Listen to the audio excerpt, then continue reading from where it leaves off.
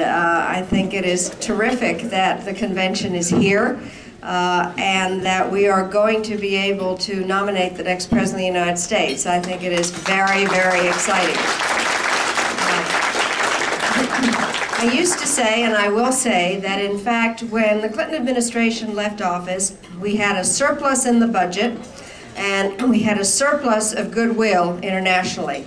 Now we have a huge deficit in both.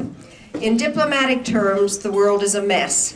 I don't think I've ever seen it like this from the perspective of national security. And why should we care? Because foreign policy is not foreign anymore.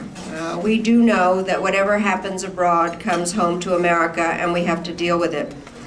I have just put out a book called A Memo to the President-elect, in which I kind of lay out what I think are the issues that the next president is going to have to deal with. And they are very difficult, very complicated, and require somebody that has the judgment and real knowledge that Senator Obama has. And so I'm delighted to support him.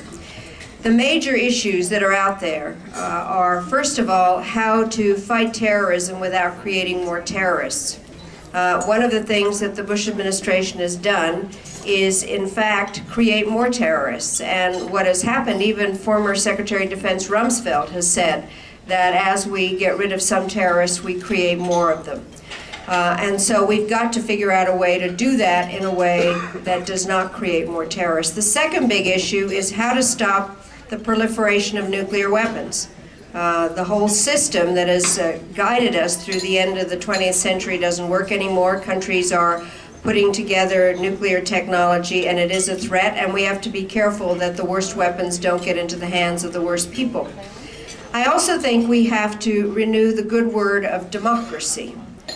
Democracy is something that the United States has been identified with, and part of the problem has been is that President Bush has made it difficult to say that democracy is the world's best thing. There are not a lot of countries that look at what's happened in Iraq and say, I want my country to look just like that.